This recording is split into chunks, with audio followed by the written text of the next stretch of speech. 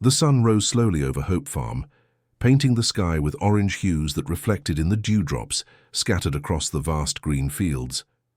Anthony Miller observed his property from the porch of his house, a rustic but welcoming construction that had been built by his grandfather decades ago. His tired eyes, marked by time and hard work, gazed with pride at what generations of his family had built on that piece of land in rural Blue Ridge, Virginia. "Another blessed day, isn't it?" said Anne, his wife, approaching with 2 cups of freshly brewed coffee.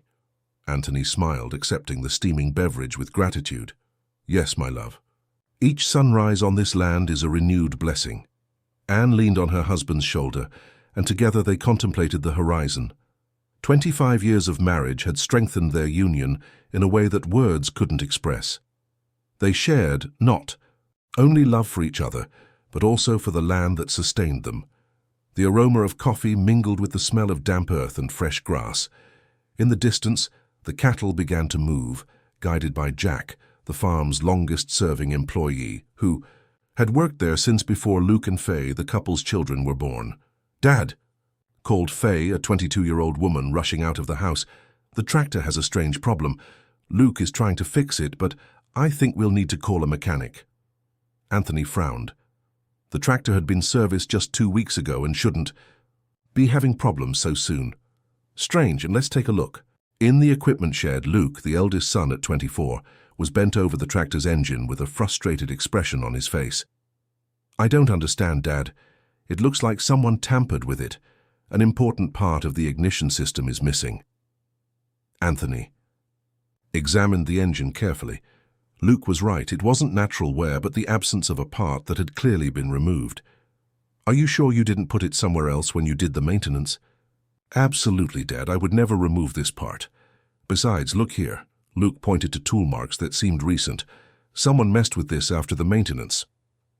A heavy silence fell over the shed. It wasn't the first time something like this had happened on the farm. In recent weeks, small objects and tools had disappeared, but Anthony preferred to believe they were just distractions, things that had been poorly stored or forgotten somewhere. "It must be a coincidence," said Anthony, trying to stay calm. "Let's solve this quickly. Call Nestor and ask him to bring a new part. We need the tractor working by the end of the day." As he walked back to the house, Anthony couldn't shake the feeling of unease. The farm had always been a safe place where everyone knew and respected each other. The idea that someone might be sabotaging his equipment was disturbing. Anne noticed the concern on her husband's face as soon as he entered the kitchen. "What happened, Anthony? You have that worry wrinkle." "It's nothing, just a problem with the tractor," he replied, trying to sound casual. "Luke is already taking care of it." Anne knew him too well to believe that evasive answer. "Anthony Miller, we've shared this life for 25 years. Do you really think I don't know when something is bothering you?" He sighed, sitting at the kitchen table. It's the 3rd time this month that something has disappeared or broken inexplicably. First, the new tools, then that calf. That disappeared, and now the tractor. You think someone is doing this on purpose?" "I don't know, Anne. I don't want to believe it, but it's getting hard to think these are just coincidences." That night, during dinner, the family discussed the day's events. The tractor had been repaired, but the atmosphere of distrust remained in the air. Luke suggested installing cameras at strategic points around the farm, an idea that Anthony reluctantly accepted. "I never thought we'd need security cameras at Hope Farm," he commented, with a melancholic tone. "My father and grandfather managed this land with just the trust and respect of neighbors." "Times are different, Dad," replied Faye, always practical. "We can't live in the past." When everyone had retired for the night, Anthony remained on the porch observing the moon that gently illuminated the farm's fields. The wind whispered through the leaves of the trees, bringing with it the perfume of nocturnal flowers. That land was more than his property. It was his legacy, his history, and his future, and he would do anything to protect it. On the horizon, distant lights blinked on the road leading to town. A car approached slowly, its headlights cutting through the darkness of the rural night. Anthony narrowed his eyes, trying to identify the vehicle, but it turned off before reaching the farm entrance, following a secondary road. That was strange. Few knew that path. which led only to an isolated area of the property near the spring that supplied water to the region. Something was wrong, and Anthony knew that sooner or later he would have to find out exactly what it was. The next morning, Anthony rose before dawn, restless after a night of fitful sleep. The events of the previous day and that mysterious car on the secondary road wouldn't leave his mind. He dressed silently so as not to wake Anne and went out to inspect the property. The pre-dawn air was cool and humid, with fog covering the fields like a translucent cloak. Anthony walked to the stable, where the cattle rested peacefully. Everything seemed normal, but he couldn't shake the feeling that something was about to happen. He decided to follow the path that the mysterious car had taken the night before. The secondary trail was marked with recent tracks, confirming his suspicions. Someone had indeed passed through there. After a 20-minute walk, he reached the spring area, the heart of Hope Farm, a natural source of crystalline water that bubbled up among the rocks, forming a small lake before becoming a stream that cut through the property. It was then that he noticed something out of place: recent tire marks on the bank of the lake, and, more worryingly, small colored stakes, driven into the ground in a pattern that seemed to demarcate an area. That definitely hadn't been done by anyone from the farm. Who the hell was here, he muttered to himself, examining the stakes. They looked like typical topographical survey markings. As he made his way back to the house, with the sun already appearing on the horizon, Anthony made a decision. It was time to seek help. He could no longer ignore the signs. During breakfast, he shared his discoveries with the family. "I'm increasingly convinced that someone has their eye on our farm," he said, pouring himself some coffee. "I found markings near the spring, the kind used in land measurements." Luke hit the table, indignant. "I knew it. They weren't coincidences. Someone is plotting against us." "Calm down, son," intervened Anne, always the voice of reason. "We can't jump to conclusions. There might be an explanation." "I agree with your mother," said Anthony, "but I also think it's time to take some precautions. I'm going to call Charlie." Charlie Simmons was an old friend of Anthony's, a retired ex-police officer who now lived on a small ranch on the outskirts of Blue Ridge. Known for his insight and vast knowledge about security, Charlie had already helped several families in the region in complicated situations. That afternoon, the old friend arrived at Hope Farm in his pickup truck, worn by time but impeccably maintained. Charlie was a man of medium stature with graying hair and a well-trimmed mustache that framed a friendly smile. His attentive eyes, however, revealed the experience of someone who had seen it all in life. "It's been a while, Anthony," he exclaimed, embracing his friend. "Although I wish we were meeting under better circumstances." After the greetings, Anthony took Charlie on a tour of the property and showed him evidence of the strange occurrences of the past few weeks. The ex-police officer listened attentively, occasionally asking specific questions and taking notes in a small notebook. When they reached the spring, Charlie carefully examined the markings and the surrounding terrain. "This isn't the work of amateurs, Anthony," he commented, after a few minutes. "Someone is doing a detailed survey of this area. The question is why?" Back at the house, sitting on the porch with Anne and the children, Charlie shared his impressions. "You're right to be concerned. The pattern of events suggests that someone is very interested in the farm, especially in the spring area. The small thefts and sabotage seem to be a way to wear you down, perhaps to force a sale." "Sale?" questioned Anthony, surprised. "We've never expressed interest in selling the property." "Exactly," replied Charlie with a significant look. "Which makes all of this even more suspicious. Someone wants something you have and aren't willing to give up." Anne remembered something important. "Now that you mention it, last year we received a purchase offer for the spring area. A certain Robert Lawrence, a businessman from the region. He offered a considerable amount, but we refused. The spring isn't just ours. It supplies several neighboring properties." "Robert Lawrence," Charlie frowned. "I know that name. He has investments in various areas, mainly real estate and more recently in water resources. He has a reputation for being quite persistent when he wants something." A heavy silence fell over the porch. The mention of that name seemed to have given shape to the fears hovering over the family. "What should we do now?" asked Faye, worried. Charlie reflected for a moment before answering. First, let's strengthen security. Cameras at strategic points, alarms, more robust fences. I also suggest keeping a detailed record of any suspicious activity. We're already arranging the cameras, Luke informed, but do you think that will be enough? To start with, yes, replied Charlie, but I have something else in mind, something that might seem unusual. Anthony raised an eyebrow, intrigued. And what would that be? Charlie smiled enigmatically. A gift, something that can be much more effective than any electronic security system. Tomorrow, I'll bring it for you to meet. When Charlie said goodbye, it was already getting dark. The Miller family remained on the porch, watching the pickup drive away down the dirt road, each immersed in their own thoughts. That night, while everyone slept, Anne woke with a start at a strange noise coming from the field. She gently shook. Anthony! Anthony, wake up, I heard something outside. He immediately got up, alert. Through the bedroom window they saw lights moving near the barn. Without making a sound, Anthony grabbed a flashlight and his shotgun, used only to scare away wild animals that occasionally threatened the cattle. Stay here, he whispered to Anne. I'll check it out.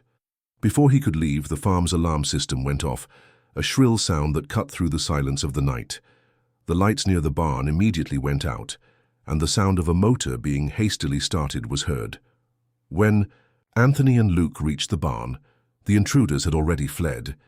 They found only footprints, and to their dismay, the door of the seed and tool storage had been broken into. A quick check revealed that several expensive tools had been taken, as well as a computer that contained important farm records. I think Charlie's gift will arrive just in time, commented Luke, looking at the horizon where the first rays of sun were beginning to appear. We need all the help we can get. The morning sun was already high when Charlie Simmons' pickup truck entered through the gates of Hope Farm. This time, however, he wasn't alone. A large trailer was attached to the vehicle, covered by a tarp that swayed in the wind, hiding its mysterious contents. Anthony, who had been waiting on the porch after a night of vigilance, walked to meet his friend. His dark circles betrayed the poorly slept night. Charlie, it happened again, he said before even greeting him. They broke into the barn last night, took tools and a computer with important records. The ex-police officer nodded, as if already expecting that news. That's why I hurried to bring what I promised. It arrived just in time. With a gesture, he called Anthony to approach the trailer. Gradually, the whole family gathered there, curious to discover what Charlie had brought. With a theatrical movement, the old friend pulled the tarp, revealing a robust cage where an imposing animal rested. A buffalo with dark fur, wide curved horns, and deep eyes that seemed to observe each of them with surprising intensity. There was a moment of absolute silence, broken only by the sound of wind in the trees. Anthony looked at the animal, then at Charlie, unable to comprehend. A buffalo? He finally asked, confused. This is your gift? Charlie smiled, approaching the cage with a familiarity that suggested a special bond with the animal. Not just any buffalo, my friend. This is Titan, and believe me, he's worth more than any security system money can buy. Luke approached, fascinated by the majestic presence of the animal. Faye, more cautious, kept her distance, while Anne observed with a mixture of curiosity and apprehension. And how exactly is a buffalo going to help us with our security problems? Asked Anthony, still skeptical. Charlie gestured for everyone to step back a bit. Then he opened the cage and, to everyone's surprise, the buffalo calmly came out, as if responding to a silent command. The animal positioned itself next to Charlie, motionless, waiting. Titan isn't an ordinary animal. He was trained in a special police unit, an experimental program that was unfortunately discontinued.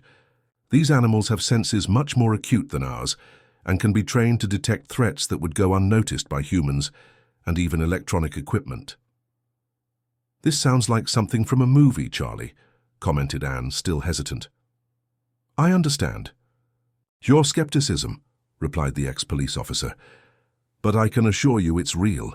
Titan has an incredible ability to identify people with bad intentions. He senses subtle changes in the air, detects alterations in the terrain, and reacts to suspicious behaviors. When I retired, I adopted Titan. It was either that or, well, it doesn't matter. What matters is that he has been my most faithful companion ever since."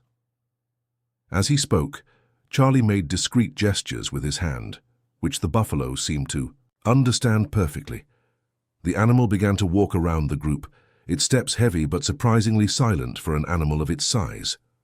"How does his training work?" asked Luke, impressed with the buffalo's docility and obedience. "It's based on association and positive reinforcement," explained Charlie. "Titan learned to recognize certain behavior patterns and to react accordingly. He won't attack anyone without provocation, but he'll know how to intimidate when necessary." Anthony still didn't seem to fully believe what he was seeing. "And you're giving me this animal? Why?" Charlie put his hand on his friend's shoulder with a serious look. "Because you and your family need him more than I do right now. And also because—" He hesitated for a moment, as if choosing his words. "Because I have the feeling that what's happening here is more serious than we imagine. Robert Lawrence isn't a man who easily gives up on what he wants. If he's really interested in the spring on your farm, you'll need all the protection possible." At that moment, Titan abruptly raised his head, his nostrils dilated, sniffing the air, his eyes fixed on a distant point in the direction of the road. The group followed the animal's gaze and saw in the distance a black car that passed slowly, almost stopping in front of the farm entrance before accelerating and disappearing. Charlie smiled, as if that were the confirmation he needed. "See, he's already working." After much discussion, Anthony finally agreed to accept the gift. Charlie spent the rest of the day explaining how to handle Titan, showing the basic commands, and the best way to integrate him into the farm routine. The buffalo would have a space in the stable, but would be free to roam the property, especially at night when his vigilance would be most valuable. Before leaving, Charlie had a private conversation with Anthony on the porch, away from the others' ears. "There's one more thing I need to tell you about Titan," he said in a low voice, "something that not everyone would believe." Anthony leaned in, intrigued. "What would that be?" "Sometimes it seems like he knows things that no one could know. As if he could predict certain situations. I can't explain it scientifically, but I've witnessed it several times. Trust him, Anthony. If Titan indicates that something is wrong, believe it." With these mysterious words, Charlie said goodbye, promising to return in a few days to check how things were progressing.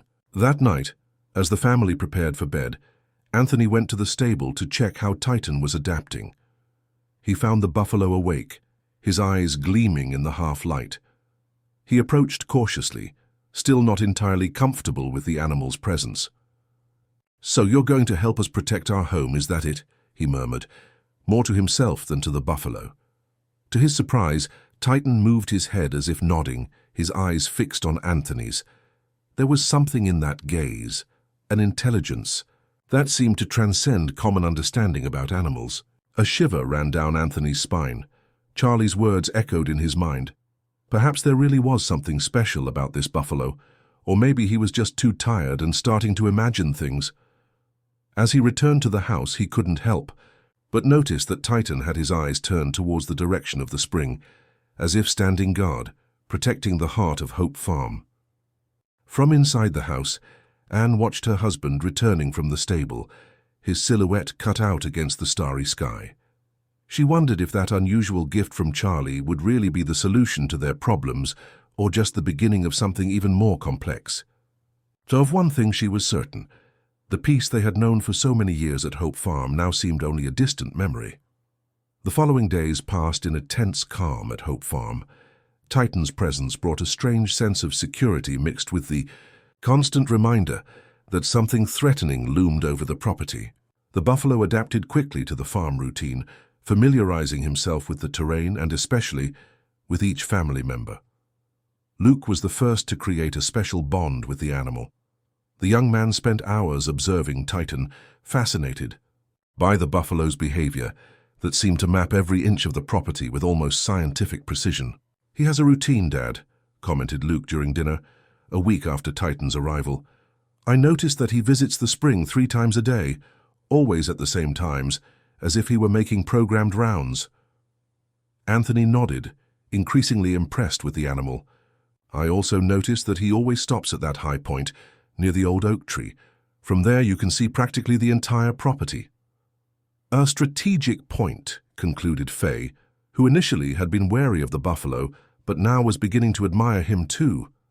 Anne, who until then had remained silent, intervened. Don't you think we're placing too much hope in an animal? As special as he may be, Titan is just a buffalo. An extraordinarily intelligent buffalo, Mom, corrected Luke. Today he prevented 2 sheep from getting lost in the north pasture. He led them back to the flock before we even realized they were wandering off. And since he arrived, we haven't had any more incidents, added Anthony. No theft, no sabotage. Maybe Charlie was right. That night, while everyone slept, Titan remained alert at the observation point he had chosen near the oak tree. His attentive eyes scrutinized the darkness. His sensitive ears captured the slightest noise. That's when the silence was broken by the distant sound of an engine. Inside the house, Anthony woke with a start. There was something different in the air, a tension he couldn't explain.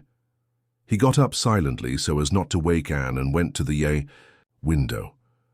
Outside the night was calm, bathed in the silvery light of the full moon. And then he saw it. Titan was standing on the hill, completely still, his majestic silhouette cut against the starry sky, looking fixedly in the direction of the secondary road. Following his instinct, Anthony quickly dressed, grabbed a flashlight, and went out. As he approached the buffalo, he noticed that the animal hadn't moved, continuing to observe something attentively in the distance. When he reached his side, Anthony saw what had captured Titan's attention, distant lights moving in the direction of the spring. "Good job, big guy," he whispered, stroking the muscular neck of the buffalo.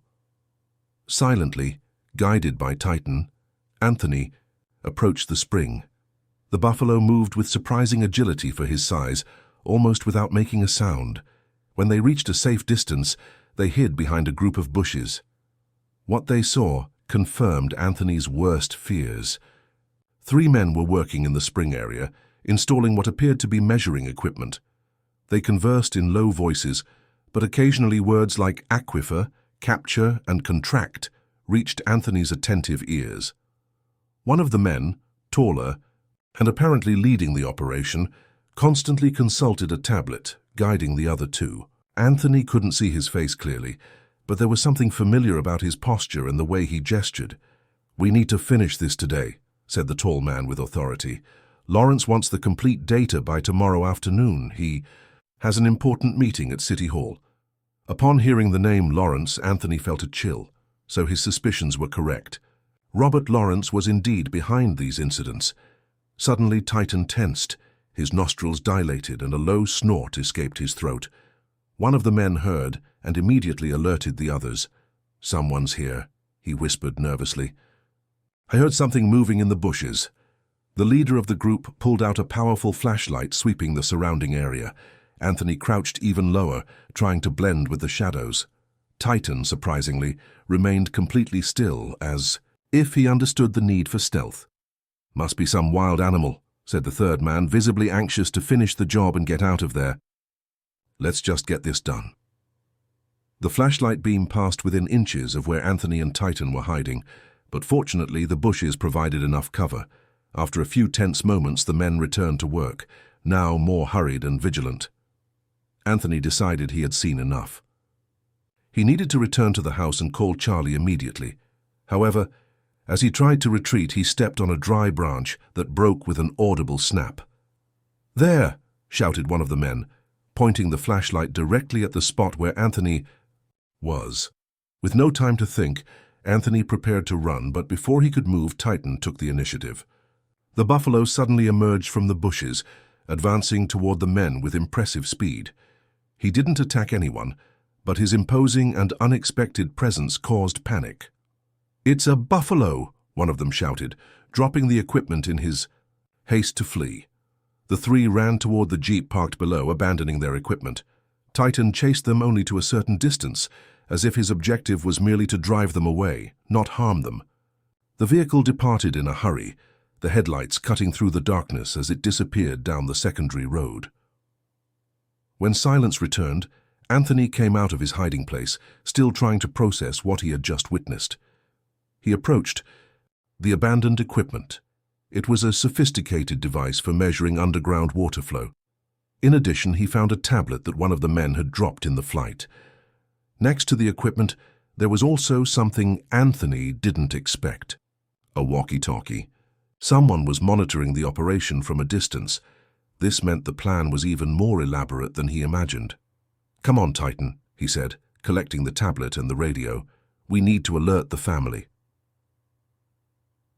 Back at the house, Anthony found Luke and Faye awake, concerned about his absence. Anne was still asleep, and he decided not to wake her with the new discoveries. It would be better to wait until morning. "What happened?" "Dad?" asked Faye, noticing his grave expression. Anthony put the tablet and the radio on the kitchen table. "I just caught Lawrence in the act," he replied, his voice trembling with adrenaline and contained anger. "He sent men to take measurements at the spring during the night. If it weren't for Titan, we wouldn't have even discovered it." Luke examined the tablet, which fortunately wasn't password protected. "There are detailed maps of the property here, Dad," he said, sliding his finger across the screen. "And plans for a large-scale water catchment system. They intend to divert the spring." Anthony nodded, his suspicion confirmed. "Lawrence wants to control the water in the region. The drought in recent years has made the value of the resource skyrocket. If he controls the spring at Hope Farm, he'll have power over all the neighboring properties." Faye, always practical, was the first to verbalize what everyone was thinking. "And now, what are we going to do?" Anthony looked out the window, where he could see Titan standing guard at the same spot as before, his vigilant eyes on the darkness. "We're going to fight," he replied simply. "Hope Farm has been in our family for generations, and it won't be a greedy businessman who will take it from us. Early tomorrow we'll talk to Charlie and come up with a plan." News of the nighttime invasion and Anthony's discoveries spread quickly among the residents of Hope Farm. Anne, upon being informed in the morning, demanded they call the police immediately, but Anthony hesitated. "It's not that simple, Anne," he explained as they had breakfast. "Robert Lawrence has influence in Blue Ridge. The current Sheriff Thompson is related to him by marriage. We need to be strategic. So we're going to sit with our arms crossed while he invades our property?" questioned Anne, indignant. "Not at all," intervened Luke, who was analyzing the data from the confiscated tablet. "But we need concrete evidence and a well-thought-out plan. Look at this." The young man turned the screen so everyone could see. A detailed project for diverting and capturing water from the spring, with cost estimates and profit projections. Most alarming was a timeline indicating that the works should begin in less than a month. "He already has everything planned," murmured Faye, incredulous, "as if the farm were already his." "I also found emails exchanged with some council members," continued Luke. "Lawrence is seeking approval for a public utility project that would facilitate the expropriation of lands with strategic water resources." Anthony felt his blood boil. That man's audacity had no limits. "I called Charlie. He'll be here in an hour." While they waited, Anthony went to check on Titan. The buffalo was at the same spot where he had left him the night before, vigilant as a sentinel. Seeing Anthony approach, the animal walked toward him, his expressive eyes seeming to question what they would do next. "You saved us yesterday, big guy," said Anthony, stroking the buffalo's neck. "I can hardly believe I considered refusing Charlie's gift." Titan snorted softly, as if understanding. His presence, strangely, brought a sense of security that no alarm system had ever provided. Charlie arrived punctually, his countenance worried as he heard the reports about the previous night. He examined the equipment and the tablet with professional attention. "This is serious, Anthony," he said finally. "Lawrence is preparing the ground for a hostile takeover. The thefts, the sabotage, it's all part of a strategy to wear you down, psychologically." "And what can we do?" asked Anne, concerned. "First, document everything, every invasion, every piece of evidence. The tablet and the radio are valuable proofs, but we need more," responded Charlie. "Second, alert the neighbors. If Lawrence manages to control the spring, everyone will be affected. "I've already thought about that," said Anthony. "I've scheduled a meeting with the owners of neighboring farms for tomorrow. Many depend on the water that comes from here." Luke, who had been silent for a few minutes, looking out the window, called everyone's attention. "There's an unknown car parked on the road. It's been there for at least 10 minutes. Everyone went to the window. Indeed, a black sedan parked at a distance, partially hidden by trees, seemed to be observing the property. "They're monitoring you," concluded Charlie. "Lawrence probably wants to know what happened to his men and equipment." As if to confirm his theory, the confiscated radio began to emit noises. A deep, authoritative voice emerged from the static. "Alpha Team, report situation. Repeat, report situation. We lost contact at 0237. Respond immediately." Silence. The message repeated twice more before the voice, now visibly irritated, concluded, "Will send a reconnaissance team. Maintain position." Charlie turned off the radio, his face betraying concern. "We need to act quickly. Lawrence won't give up easily, especially now that he knows you're aware of his plans." "What about Titan?" asked Faye, who was observing the buffalo patrolling the property through the window. "Can he really protect us?" "Titan is more valuable than you imagine," replied Charlie, an enigmatic gleam in his eyes. "But even he has limitations. We need a comprehensive strategy." They spent the following hours developing a defense plan. Charlie, with his police experience, advised on how to legally document the invasions and strengthen the property's physical security. Luke was in charge of extracting and organizing all relevant information from the tablet. Faye suggested a social media campaign to alert the community about Robert Lawrence's intentions, especially considering the value of water in times of scarcity. As they discussed, they didn't notice that the day was rapidly advancing. The sun was already setting when Jack, the farm's oldest employee, hurriedly entered the house. "Mr. Miller, there's a group of men at the eastern boundary. They're installing concrete markers inside our property." Everyone immediately stood up. Anthony grabbed his hat and a camera.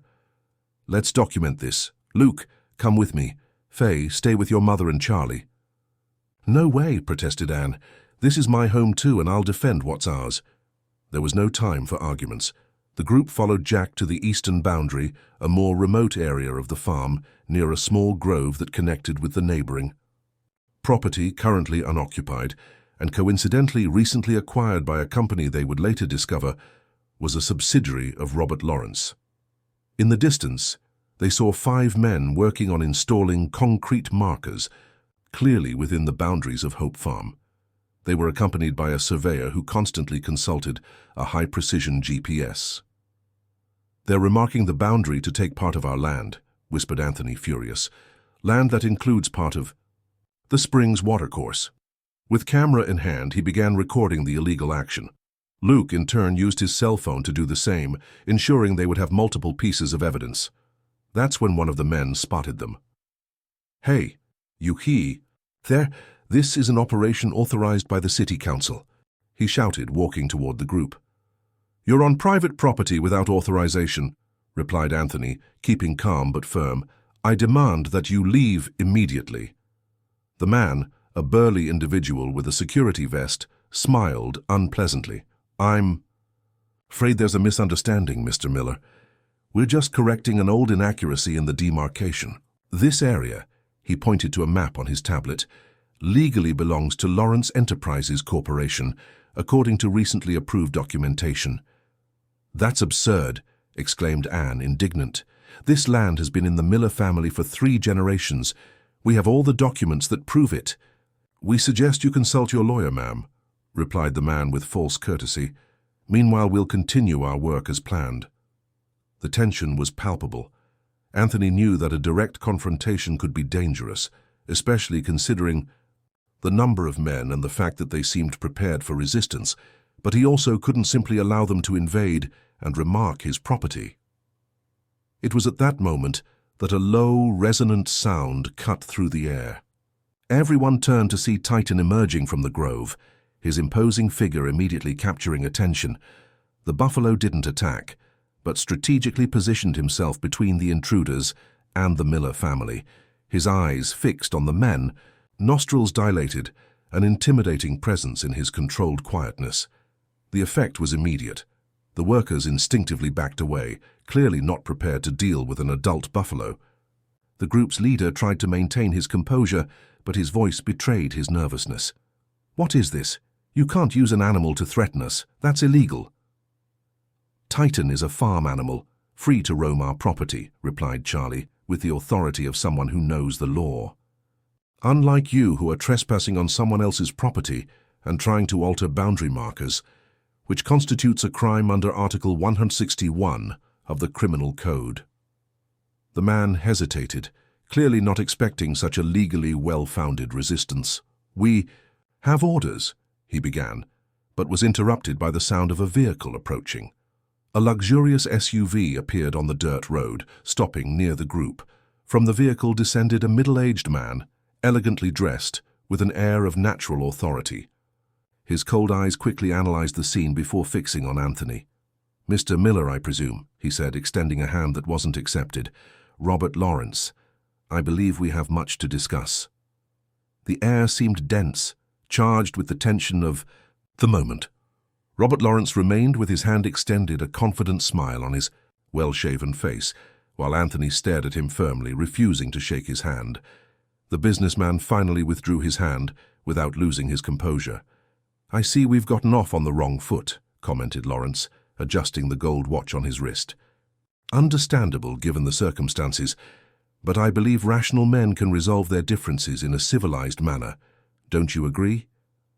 Titan snorted, as if expressing disagreement, his eyes fixed on Lawrence with an almost human intensity. The businessman cast an intrigued look at the buffalo before returning his attention to Anthony.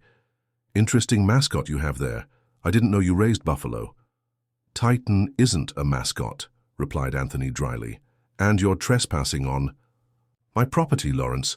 I suggest you remove your men immediately before I call the police." Lawrence smiled as if amused by Anthony's naivety.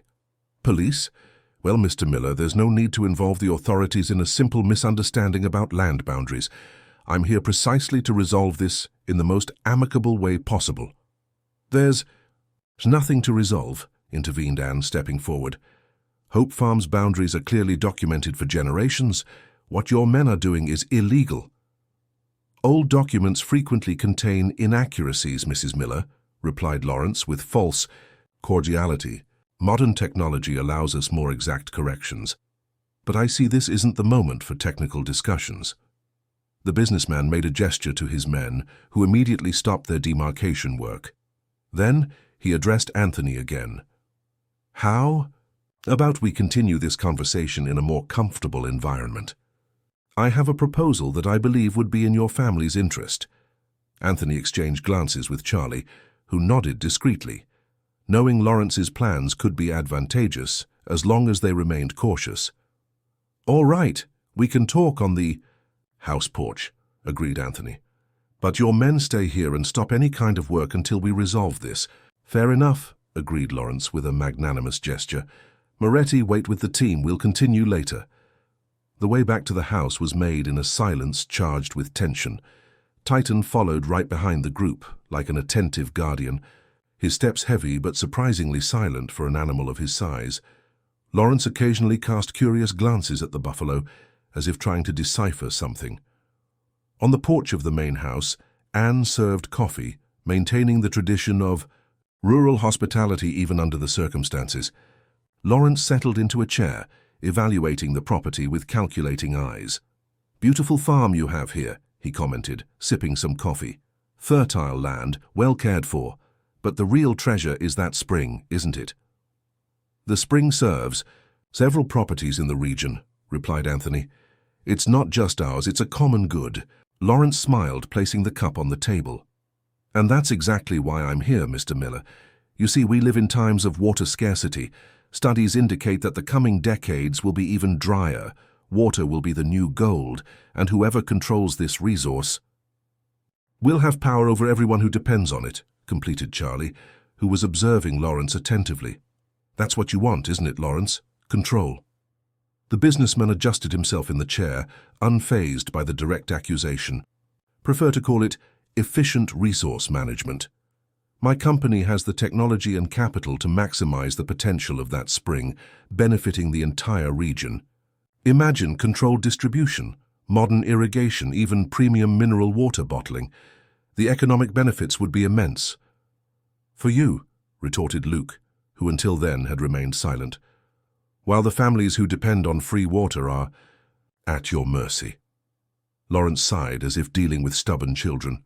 Business is business, young man, but I'm not insensitive to local needs. That's why I came personally to offer a generous deal to your family. He took an envelope from the inside pocket of his jacket and placed it on the table. An offer for the spring area and the adjacent land. Value well above market, immediate payment, plus future royalties on water commercialization. You can keep the rest of the farm, continue with your normal activities.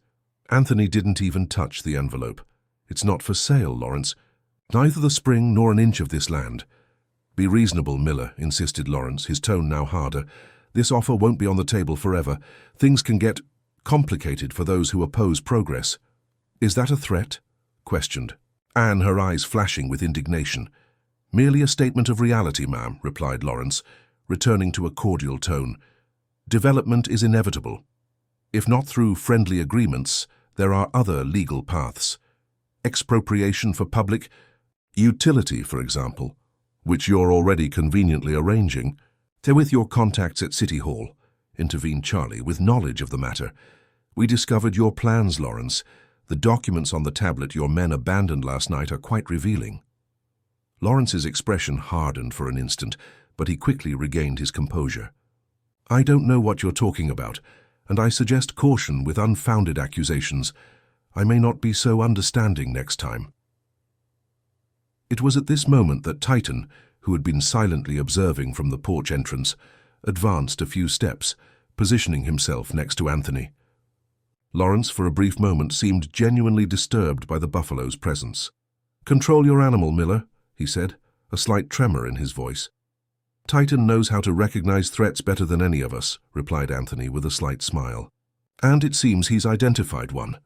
Lawrence regained his posture, adjusting his tie as one who prepares to end a fruitless meeting.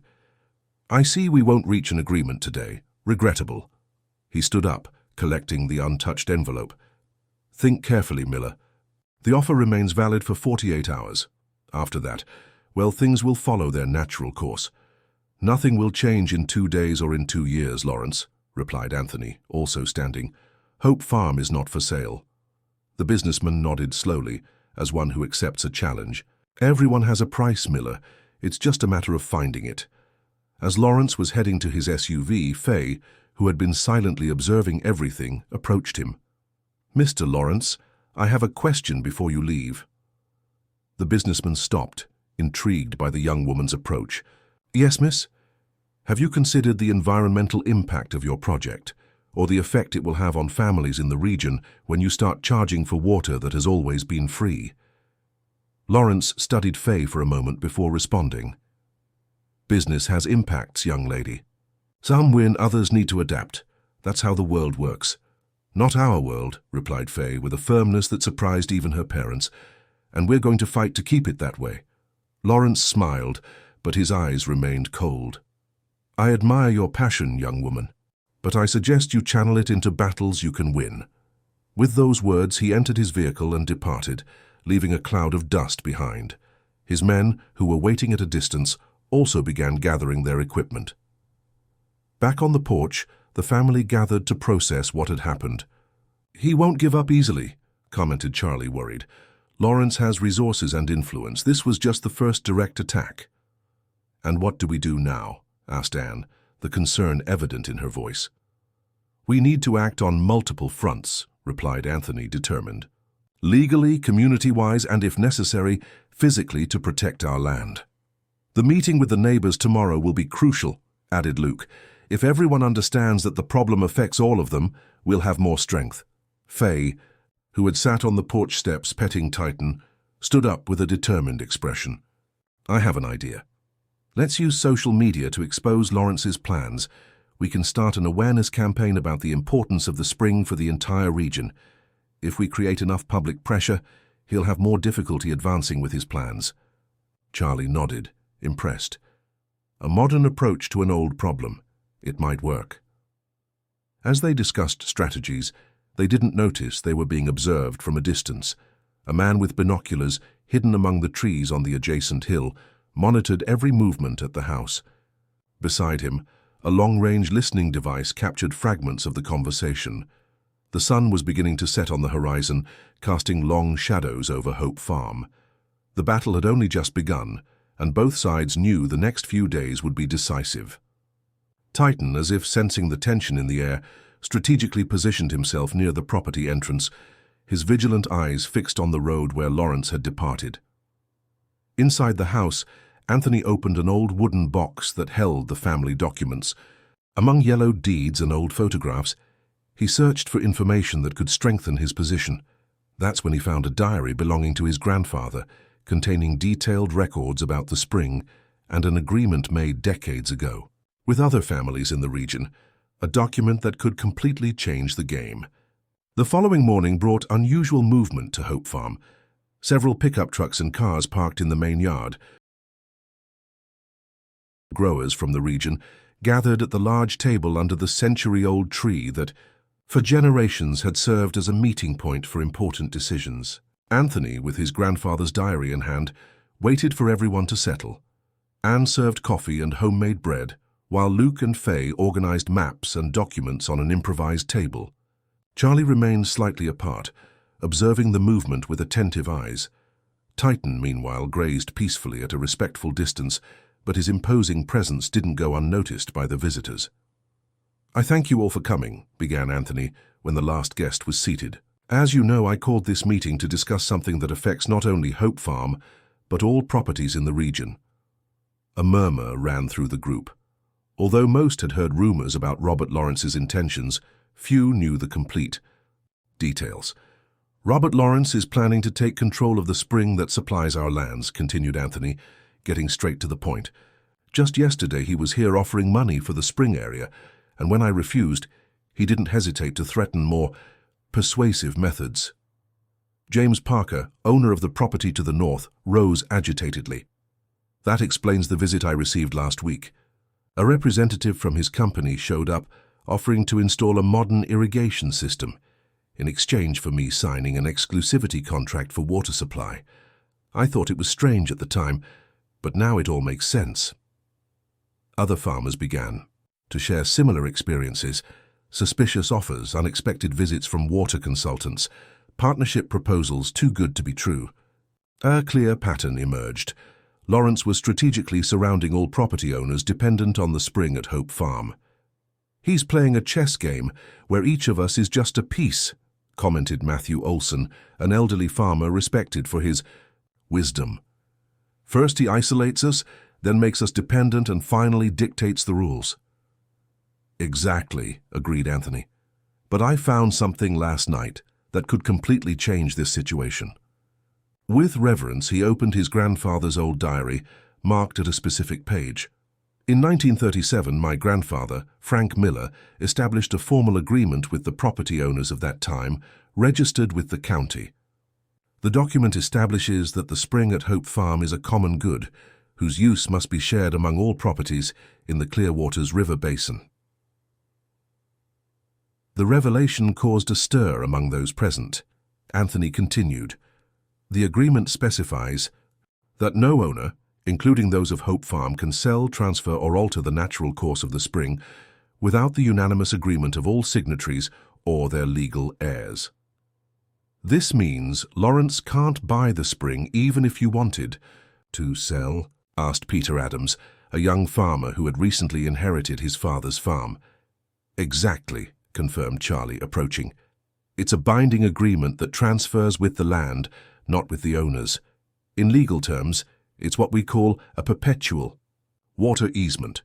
Faye, who had spent the night researching the subject, added, "And modern environmental legislation reinforces this protection even more. A spring like ours is considered a permanent preservation area. Any significant alteration requires not only authorization from the owners, but also environmental impact studies and approval from state and federal regulatory agencies." The revelation. though of the ancestral agreement-inspired new spirit among those present. What had previously seemed an impossible battle against a powerful businessman now gained the contours of a fair fight, anchored not only in moral principles, but also in solid legal foundations. "This changes everything," commented Matthew, scratching his grey beard. "Lawrence may have money and influence, but even he will have difficulties circumventing a document registered with the county almost a century ago." "Don't underestimate Robert Lawrence," warned Charlie, with the caution of someone who knew, well, the methods of powerful men. "He didn't get where he is by respecting legal limits.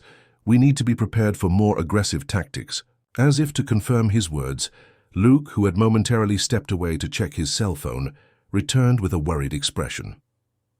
"I just received a message from the Municipal Water Resources Department.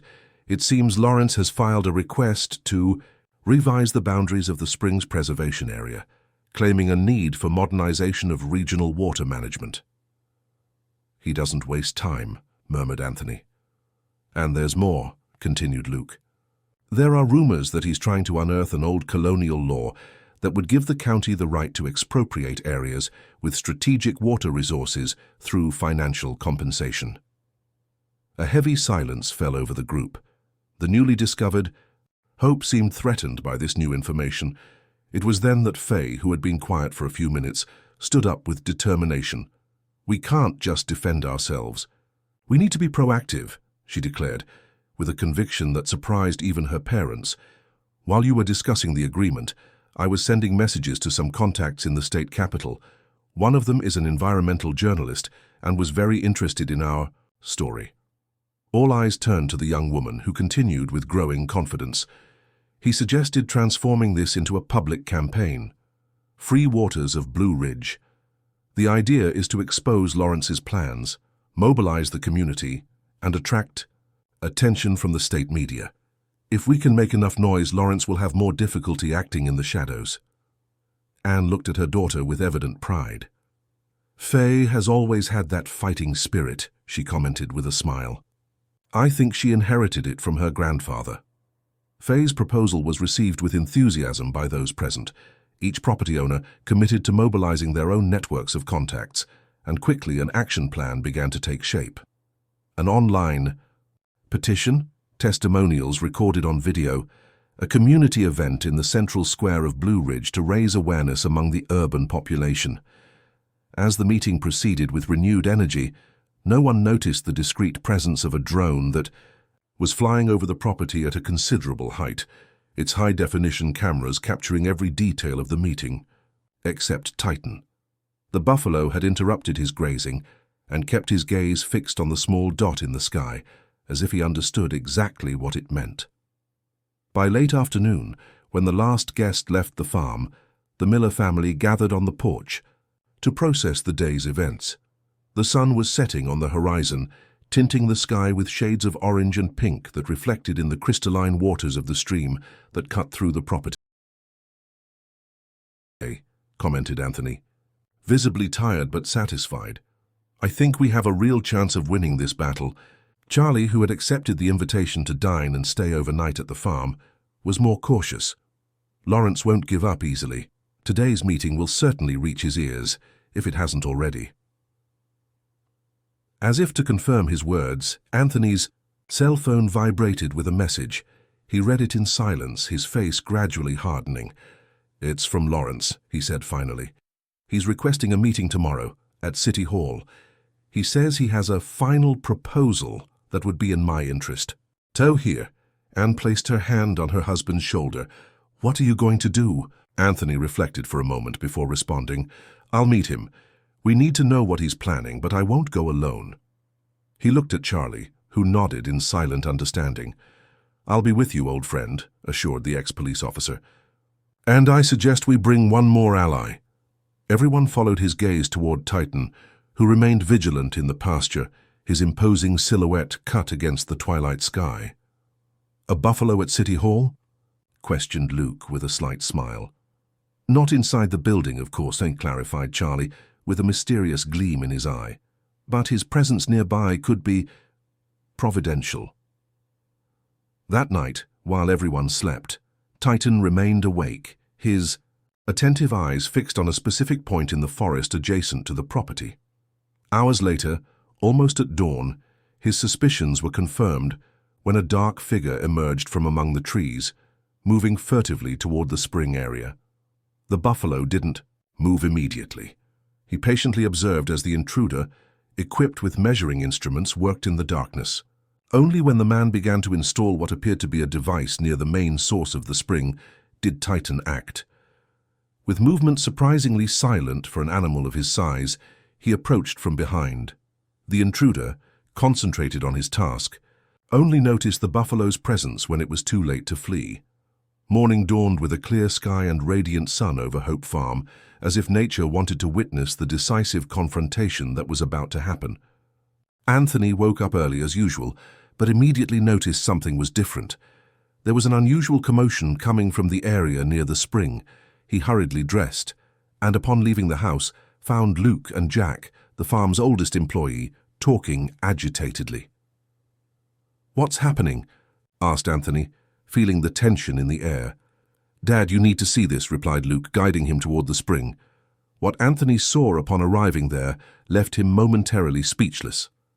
An unknown man, in dark clothes and with a professional appearance, was sitting on the ground, leaning against a tree, visibly shaken. Titan remained a few yards from him, motionless as a statue, his eyes fixed on the intruder. Around them, scattered on the ground, were sophisticated measuring equipment and a small metallic device that Anthony didn't recognize.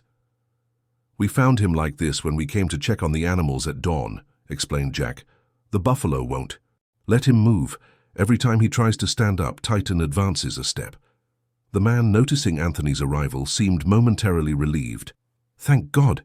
Please, control that animal. I've been here for hours." Anthony approached calmly, making a subtle gesture to Titan, who backed up a few steps but remained alert.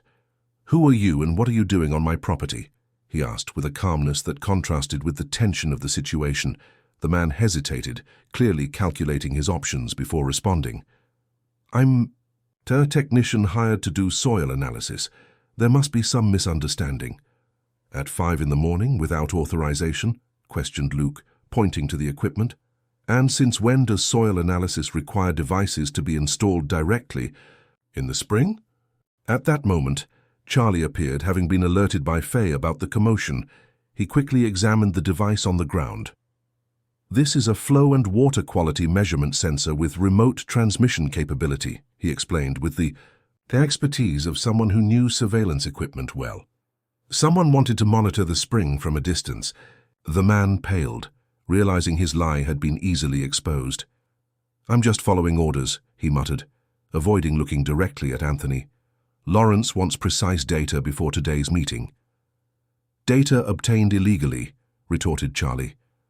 "Trespassing, unauthorized installation of equipment, possible sabotage attempt. These are serious accusations." The intruder seemed genuinely alarmed at the mention of possible crimes. "Sabotage?" "No, I'm just collecting data. The device only monitors, it doesn't interfere with the flow." Anthony and Charlie exchanged significant looks. The man's vehement denial sounded like a confession that other options had been considered. "We're taking this to the sheriff's office," decided Charlie. "Let the authorities determine exactly what you were doing." The man was escorted off the property by Jack and Luke, while Charlie carefully collected the equipment as evidence. Titan accompanied the entire process, as if supervising the operation. Back at the house, as everyone had coffee and discussed the morning's events, Anne expressed what many were thinking. How did Titan know? How did he find the intruder in the dark and keep him there all night? Charlie smiled enigmatically. "I told you he was special. His senses are exceptional, and his training taught him to identify suspicious behavior. But even I must admit that sometimes he seems to go beyond training, as if he had a deeper understanding of what's happening." The incident reinforced Anthony's determination for the confrontation ahead. The meeting at City Hall was scheduled for 2 p.m., and he knew it would be a decisive moment. "Lawrence is getting desperate," he commented as he prepared to leave. "Trespassing, trying to install hidden equipment. He knows we're gathering support and wants to act before we become a real threat to his plans." Anne adjusted her husband's tie, her eyes reflecting a mixture of concern and pride. Be careful. Lawrence is not a man to accept defeat easily. On the way to town in Charlie's car, Anthony remained silent, absorbed in his thoughts. His grandfather's diary, now kept in a folder along with other important documents, weighed in his hands like a legacy of responsibility. "What are you thinking about?" asked Charlie as he drove along the winding road that cut through the verdant fields. "My grandfather," replied Anthony after a moment, "about how he had the wisdom to protect the spring with that agreement, as if he knew that someday someone would try to take control of it. Men like your grandfather built their lives in harmony with the land," reflected Charlie. "They understood that certain resources can't be owned, only shared. It's a wisdom that many have lost today." The small town of Blue Ridge seemed especially busy that afternoon.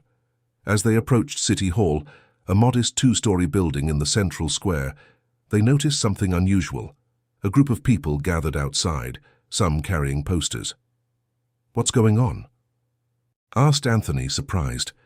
Upon parking, they were greeted by Peter Adams, the young farmer who had been at the previous day's meeting. "Faye called us this morning telling us about the intruder," explained Peter, excited. "We decided you shouldn't face Lawrence alone.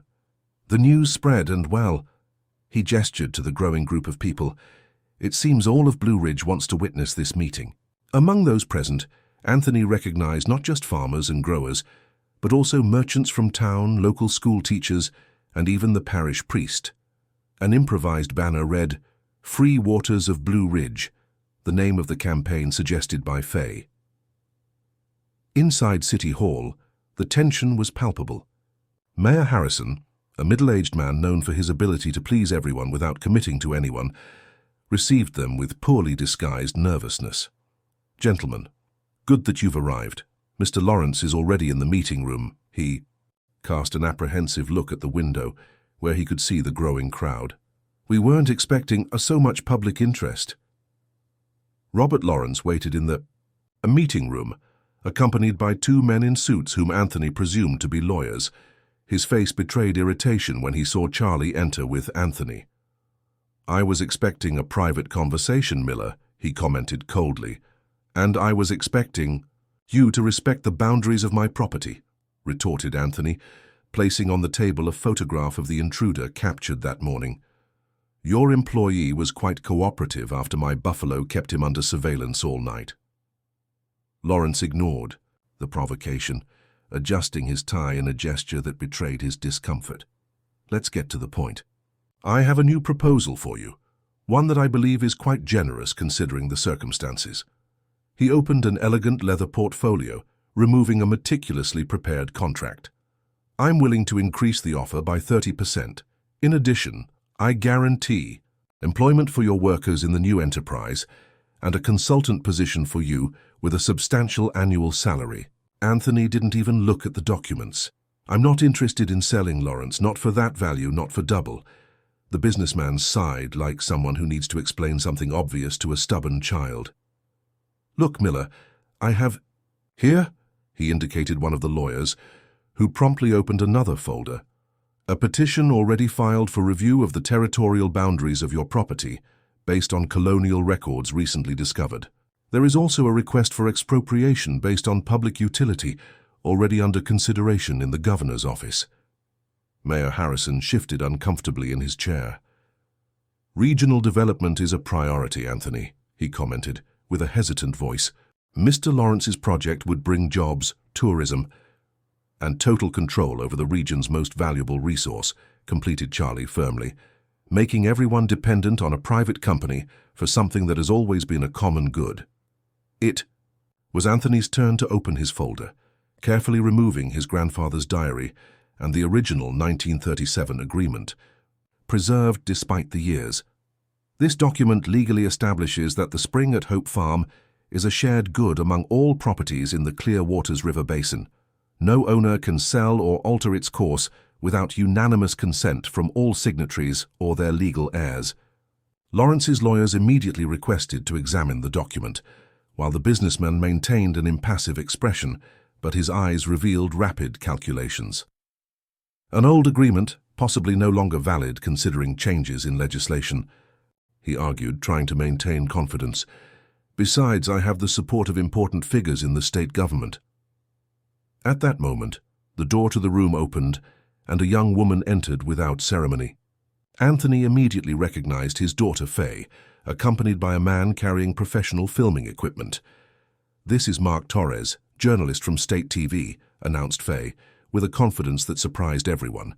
"He's very interested in the story of how a businessman is trying to take control of a vital spring for an entire region, using questionable methods." The journalist stepped forward, extending a microphone toward Lawrence.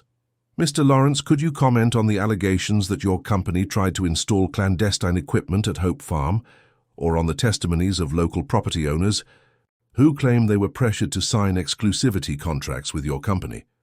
Lawrence visibly paled, his gaze alternating between the journalist Faye and the window, where he could see the crowd now chanting protest songs. "No comment," he muttered, rising abruptly. "This meeting is over." He made a gesture for his lawyers to gather the documents, but before they could leave, Mayor Harrison, observing the situation with growing discomfort, intervened.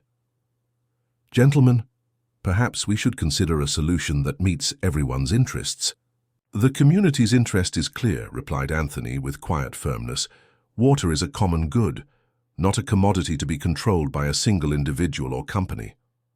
The commotion outside was increasing.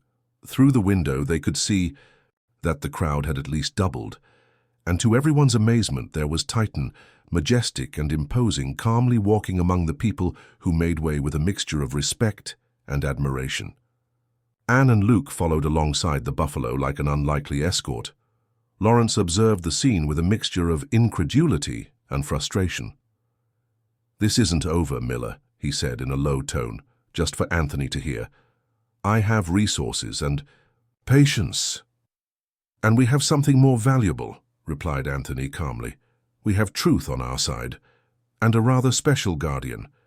In the days and weeks that followed, the story of Hope Farm and the buffalo that helped protect a vital spring gained prominence in regional and even national media. Mark Torres' report, titled "The Guardian of the Waters," touched the hearts of thousands of viewers with the narrative of a community united to defend an essential natural resource against corporate interests. The public pressure was overwhelming. The governor, concerned about the negative repercussions, quietly shelved the expropriation request. The review of territorial boundaries was rejected after an independent commission confirmed the validity of the original markers. And the 1937 agreement, after meticulous legal analysis, was not only recognized as valid but celebrated as a visionary example of shared management of natural resources. Robert Lawrence eventually withdrew from Blue Ridge, focusing his investments in other, less problematic regions. Rumors said that the stain on his reputation had negatively affected his business, and some of his political allies now avoided public association with him. As for Hope Farm, a new chapter was beginning. Inspired by Frank Miller's agreement, Anthony and neighboring owners established the Free Waters Council, a formal association for cooperative and sustainable management of the spring and water resources in the region. Faye, with her talent for communication and mobilization, became an important voice on the council, frequently invited to share the Blue Ridge experience at conferences on sustainability and community management of natural resources. On an autumn afternoon, months after the events that had transformed the quiet Blue Ridge, Anthony walked across the property, accompanied by Titan, who had become inseparable from the farmer. They stopped near the spring, where crystalline water emerged from the earth in a constant and generous flow, following its natural course through the stream that wound through the property. "You know, Titan," said Anthony, as he stroked the buffalo's muscular neck, "when Charlie brought you, I thought it was the strangest idea I'd ever heard. A buffalo as security?" He chuckled softly. "But you proved to be much more than that. You showed us that sometimes the most effective protection comes in the most unexpected form." Titan slightly turned his head, his deep eyes meeting Anthony's, with that intensity that always seemed to convey an understanding beyond words. In the distance on the house porch, Anne observed husband and buffalo with a serene smile. Luke was working on installing a solar energy system that would make the farm even more self-sufficient, while Faye conducted a video conference on her laptop, probably organizing the next Free Waters Council event. Hope Farm continued to be what it had always been: a home, a legacy, a piece of land loved and cultivated for generations. But now it was also something more, a symbol of resistance and unity, an example of how a community can rise up to protect what is truly valuable. And at the center of this story, peacefully grazing or standing alert guard, was Titan, the improvised, unlikely, and irreplaceable guardian of hope.